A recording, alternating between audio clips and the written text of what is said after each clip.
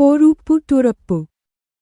1 2 3 4 মাটিম ডিম তারা মাঠে পারে ডিম তাদের খাড়া দুটো শিম তারা হাট্টি মাটিম ডিম. இன்னும் தலைவன் ஆடு மாதிரி துடிச்சிட்டு இருக்கிறான். ஸோ வணக்கம் நண்பர்களே.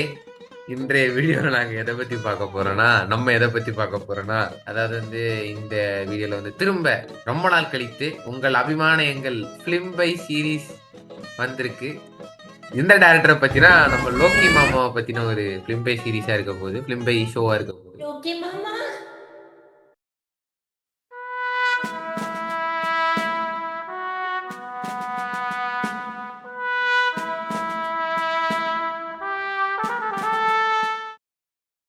Come on AK. முதல்ல நம்ம வந்து அவரோட முதல் 2 படைப்புகள், அதாவது மாநகரம் மற்றும் கைதியை பத்தி பேசிடலாம். மாநகரம் கண்டிப்பா சினோஜ் நீங்க பாத்திருக்கீங்களா? மாநகரம் இல்ல, ஏகே நீங்க பேசுங்க.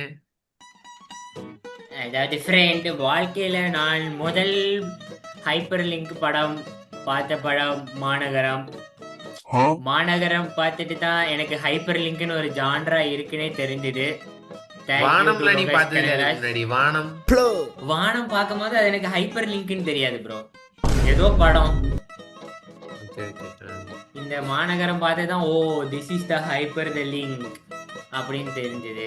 அதுக்கப்புறம் அதாவது ஹைப்பர் லிங்க்கு ஒரு தூய சக்தியா வந்த படம் தான் மாநகரம். எனக்கு இந்த மாநகரம் கைதி வச்சு ஒரு தியரி இருக்கு, அதை நான் பொறுமையா வரேன். இப்போ அடுத்து நம்ம என்ன தியரினா நான் சொல்லிடலாமா? ஓகே, கைதி பத்தி பேசுவோமே. மாநகரம் வந்து ஆக்சுவலா ரொம்ப மாநகரம் பத்தி மாநகரம் வந்து பாத்தீங்கன்னா முதல்ல வளரிட்டு இருக்கான் சார், தண்ணி போட்டிருக்கான் சார், தண்ணி ரொம்ப வளர்றேன். எவ்வளவு வளர்றேன் சார். மாநகரம் வந்து எப்படின்னா வந்து ரொம்ப கிரவுண்டடான படம். அந்த படம் வந்ததே யாருக்கும் தெரியாது. பட் நான்லாம் அந்த படம் ரொம்ப லேட்டா தான் பார்த்தேன். கைதி வந்து பூமானதுக்கு அப்புறம் தான் அந்த படம் பார்த்தேன். அந்த படம் ஆனா ஒரு மஜா படம், செம்மையா எல்லா கேரக்டர் எழுதியிருப்பாங்க. அதுல அந்த கேரக்டர், அந்த ஸ்ரீ கேரக்டருக்கு பேர் எங்கேயும் மென்ஷன் பண்ணியிருக்க மாட்டாங்க. டீகோட் பண்றவங்களாம் ஆனா அந்த சர்டிபிகேட்ல அவன் பேர் இருந்தது, பரணின்னு பேர் இருந்தது அப்படின்னு சொல்லிட்டு அதை இது பண்ணிட்டாங்க. ஆனா சில நிறைய ரெஃபரன்சஸ் இருக்கும். ஒரு மாதிரி வித்தியாசமா அந்த டைம்ல வந்த ஒரு படமும் இருந்துச்சு மாநகரம்.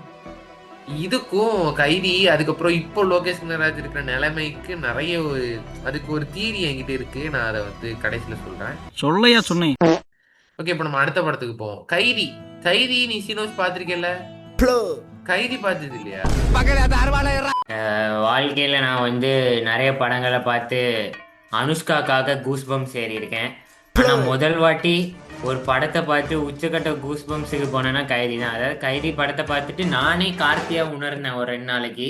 அந்த படம் வந்து எப்போ நான் வந்து கொஞ்சம் வெஜிடேரியனா இருந்தனோ, அதாவது வெஜிடேரியன் சாப்பிட்ற இடத்துல இருந்தனோ, அப்போ அந்த படத்தை எடுத்து போட்டாரு.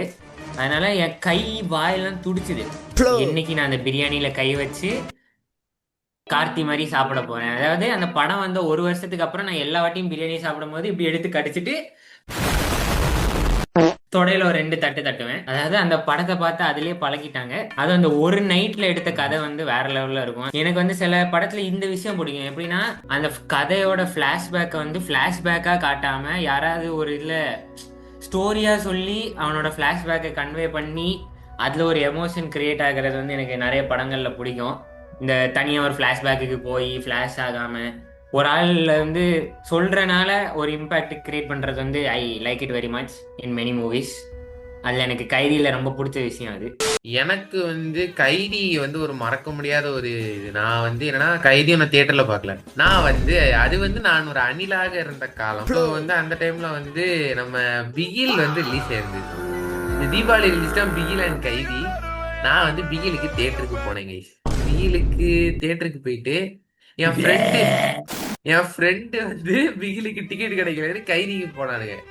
கைதிக்கு போயிட்டு நான் பிகில் போறேன். பிகில் போயிட்டு எனக்கு பிகில் வந்து ஒரு லெவலுக்கு மேல பிடிக்கல, ஒரு மாதிரி இருந்துச்சு. சரி நான் முட்டு போடா.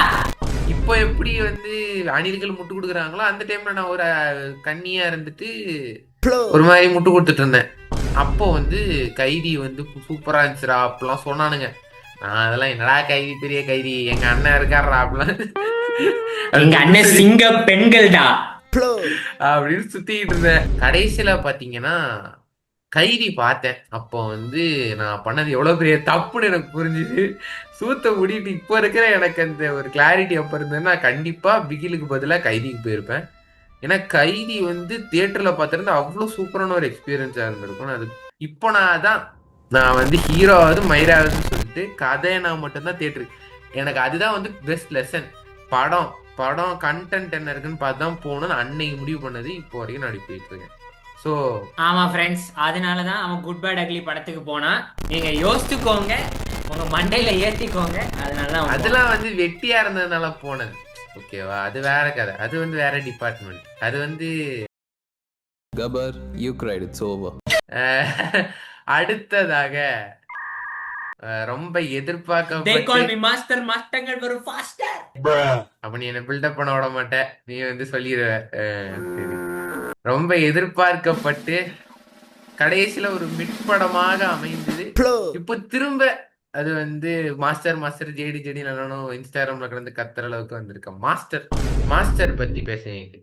மாஸ்டர் பார்த்திருக்கேன் ஆக்சுவலி மாஸ்டர். ஓ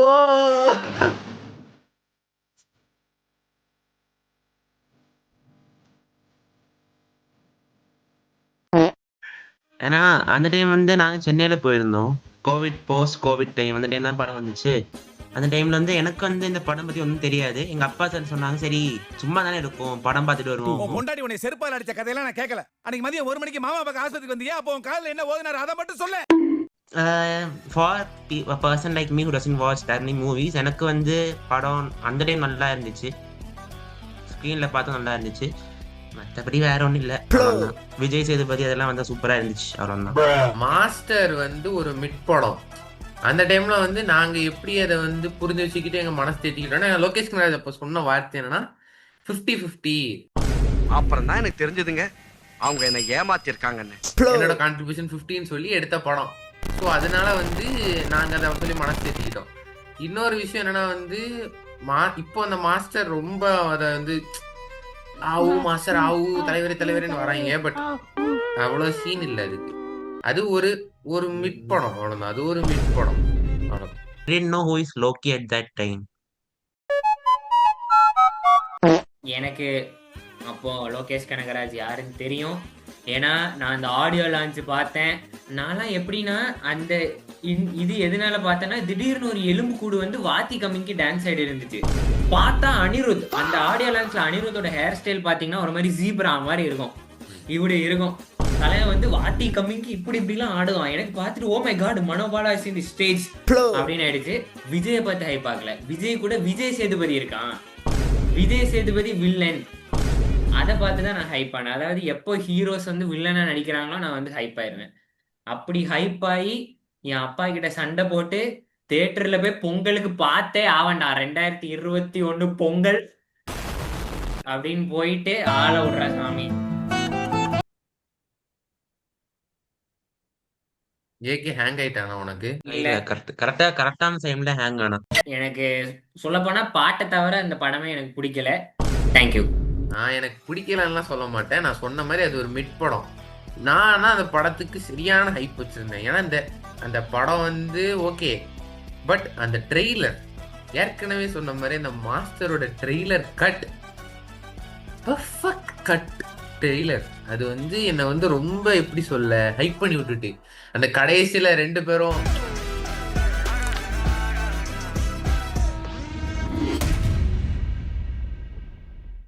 ஓகே. அடுத்ததாக நம்ம ஏகேக்கும் எனக்கும் எல்லாருக்கும் ரொம்ப பிடித்த எல்சியூ என்கிற ஒரு விஷயத்தை துறந்து வைத்து இப்போது துறந்து வைத்ததை வந்து அது அவ்வளவுதான், டைம் முடிஞ்சது.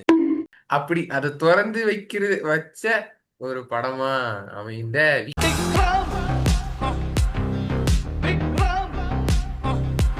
சொல்லுங்க ஏகே. நம்மலாம் விக்ரம் படம் பார்த்துட்டு ஐயோ வைபை.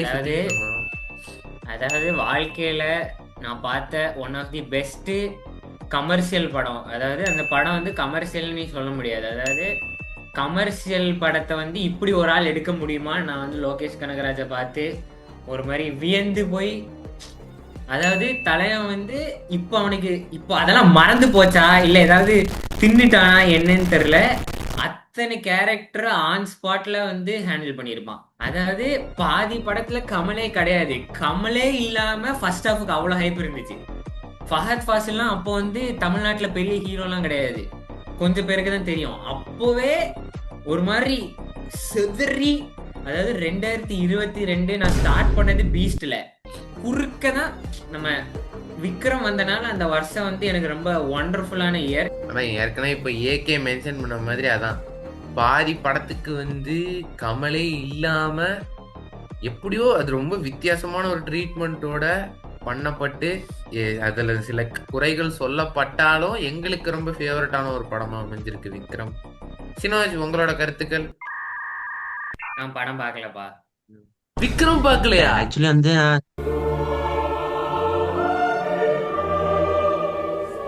விக்ரம் பாத்திருக்கேன். தியேட்டர் எல்லாம் போய் பார்க்கல, அது வந்து இதுல ஹாட்ஸ்டார்ல வந்தவ பார்த்தேன். எனக்கு வந்து இதெல்லாம் எல்சியூவா அதெல்லாம் ஒன்றும் தெரியாம தான் ரேண்டமா பார்த்ததுதான் விக்ரம். ஏன்னா ரொம்ப வந்துட்டு இருந்தது விக்ரம், அப்படி இது அப்படி ரொம்ப வந்துட்டு இருந்தது. அதனால நான் பார்த்தப்பமே என்ன சொல்ல மீன்ஸ் என் கவனம் வந்து எங்கேயும் போகல, இப்படியே தான் இருந்தேன். என்ன நடக்குது பார்த்துட்டு இன்ட்ரெஸ்டிங்கா இருந்துச்சு movie from starting to beginning வரைக்கும். அதுக்கப்புறம் மியூசிக், பேக்ரவுண்ட் ஸ்கோர் எல்லாம் மாசா இருந்துச்சு. எனக்கு வந்து மேபி நீங்க வந்து ரொம்ப எல்சியூ கனெக்ஷன்ல நான் இருந்து பார்க்கல, சோ ஜஸ்ட் ரேண்டமா ஜஸ்ட் மூவியா பார்த்தேன். அதனால எனக்கு அவ்வளவா கருத்துக்கள் இல்ல. நல்ல படம். விக்ரம் வரும்போது கூட எல்சியூலாம் அவ்வளோ கனெக்ஷன்லாம் யாரும் பண்ணல. சரி லோகேஷ் பார்க்க சொன்னா அதனால கைதி பார்த்துட்டு வந்தோம். அது கடைசியில தான் தெரியும் விக்ரம் இதெல்லாம் கனெக்ட் ஆயிருக்குன்னு. விஜய் வந்த போதுதான் மொத்த தியேட்டர் அலறிச்சு. அதாவது நான் நினைச்சேன் விஜய் வந்து விஜய் இல்ல வேற ஏதோ கேரக்டர் போலன்னு. திடீர்னு விஜய்னு ஒரு அவ்வளவுதான் தியேட்டர் ஒரு மாதிரி கூவுனாங்க. ஓகே, அடுத்ததாக இங்க இருந்துதான் நம்ம வந்து அந்த மனுஷன் வந்து விக்ரமுக்கு அப்புறம் அப்படி ஒரு பீக்குக்கு போறாரு. போயிட்டு அடுத்ததா லியோங்கிற ஒரு படத்துல இருந்து டவுன்ஃபால் ஸ்டார்ட் ஆகுது. லியோ ஹைப்புனா ஹைப்பு ஒத்தாங்கம்மால அப்படி ஒரு ஹைப்போட ரிலீஸ் ஆன படம் எனக்கு தெரிஞ்சு தமிழ் சினிமால இது வரைக்கும் ஒரு படமும் அவ்வளவு ஹைப்போட ரிலீஸ் ஆயிருக்குன்னு எனக்கு தெரியல. ஒரு படமும் அப்படி ஒரு ஹைப்போட ரிலீஸ் ஆயிருக்கு எல்சியூ இல்லன்னு கடைசி வரைக்கும் ஓட்டிட்டு போனானுங்க. இல்ல அவ்வளோ ஹைப்போட ரிலீஸ் ஆன படம். அந்த படம் ஃபர்ஸ்ட் ஆஃப் அது சாட்டிஸ்ஃபை பண்ணுச்சு, அதுவே என்னால நம்ப முடியல. செகண்ட் ஆஃப் உங்க எல்லாருக்கும் தெரியும்.